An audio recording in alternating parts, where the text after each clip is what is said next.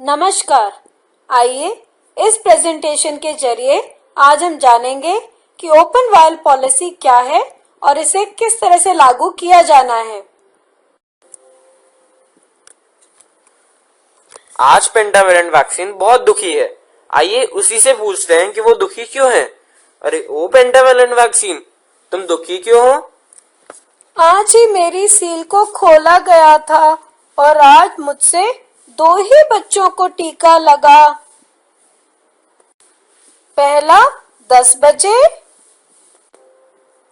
और दूसरा 12 बजे और 3 बजे मुझे कचरे के डिब्बे में डाल दिया गया, जबकि मेरे अंदर तब भी बच्चों को बचाने की ताकत बची थी। तो क्या 17 के बाद भी वैक्सीन को इस्तेमाल किया जा सकता है?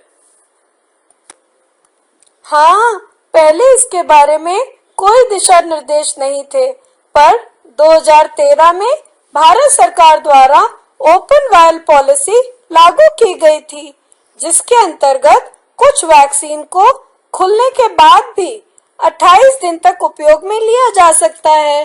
तो क्या कुछ ही वैक्सीन पर ये पॉलिसी लागू होती है?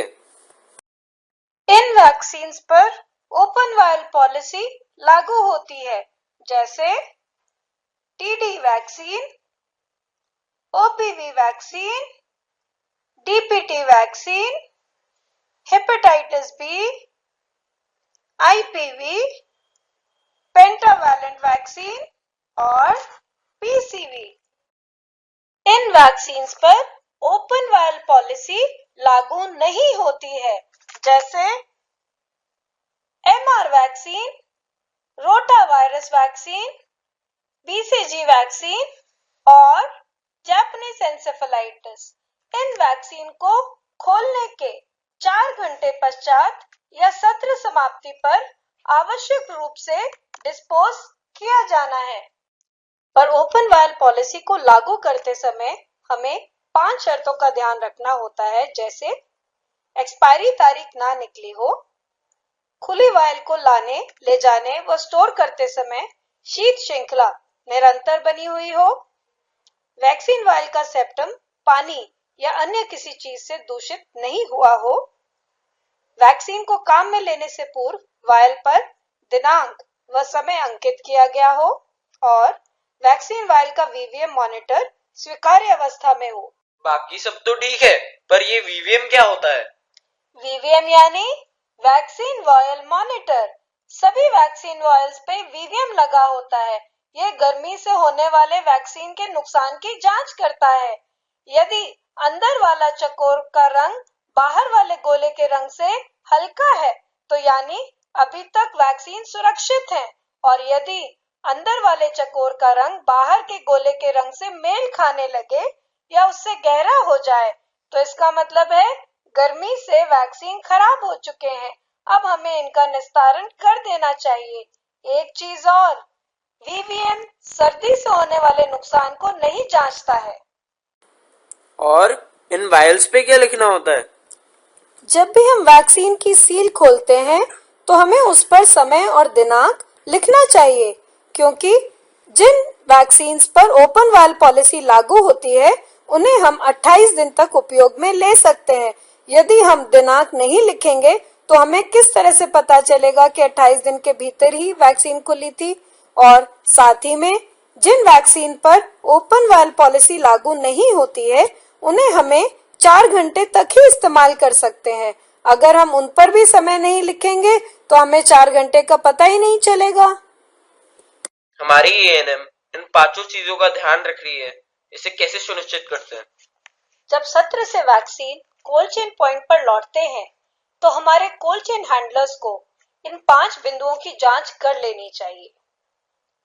सभी वायल्स पर लेबल हो, उस पर समय व दिनांक अंकित हो व लेबल पठनीय होना चाहिए। सत्र के पश्चात उसी दिन वैक्सीन कोल्ड चेन पॉइंट पर लौटने चाहिए। सभी वायल्स के वीवीएम स्वीकार्य अवस्था में होने चाहिए। किसी वैक्सीन की एक्सपायरी दिनांक नहीं निकली होनी चाहिए। सभी वायल जिपर बैग में ठीक से पैक होने चाहिए। 5 बिंदुओं की जांच के पश्चात प्राप्त हुई खुली व बंद वायल्स की सूचना को रजिस्टर में इंदराज करना चाहिए। खुली हुई वायल्स को अलग से प्लास्टिक के बक्सों में बंद करके ILR में पुनः स्थापित करना चाहिए। अगले सत्र में वैक्सीन देते समय खुली वायल्स को प्राथमिकता से भेजा जाना चाहिए। वैक्सीन कैरियर में 4 कंडीशन आइस पैक के साथ खुली व बंद वायल्स को अलग-अलग जिपर बैग में पैक करके भेजा जाना चाहिए। सभी सुपरवाइजर्स जब भी टीकाकरण सत्र का भ्रमण करें तो इन बिंदुओं की जांच अवश्य करें। सभी खुली वायलों पर दिनांक व समय अंकित हो, किसी वायल की एक्सपायरी की दिनांक नहीं निकली हो, सभी वायलों का वीवीएम स्तर स्वीकार्य अवस्था में हो, टीकाकर्मी संक्रमण रहित प्रक्रिया का उपयोग कर रहे हो, वैक्सीन उसी दिन वितरित किया गया हो व उसी दिन वापस भी जा रहा हो। कोल्ड चेन पॉइंट के सेक्टर मेडिकल ऑफिसर्स हफ्ते में 1 दिन और अन्य सुपरवाइजर्स जब भी वैक्सीन डिपो का भ्रमण करें तो इन बिंदुओं की जांच भी अवश्य करें। पूर्व में खुली हुई वायलों को पहले वितरित किया जा रहा हो, वितरण से पूर्व वीवीएम की जांच हो रही हो, एक्सपायरी दिनांक की जांच हो रही हो, टीके जमे होने व उससे संबंधित लक्षणों की जांच हो रही हो। सभी आइस पैक को सही तरीके से कंडीशन किया जा रहा हो, सभी वैक्सीन्स को जिपर बैग में डालकर ही वितरित किया जा रहा हो, टीके सत्र के दिन ही वितरित किए जा रहे हो और वापस आते हो।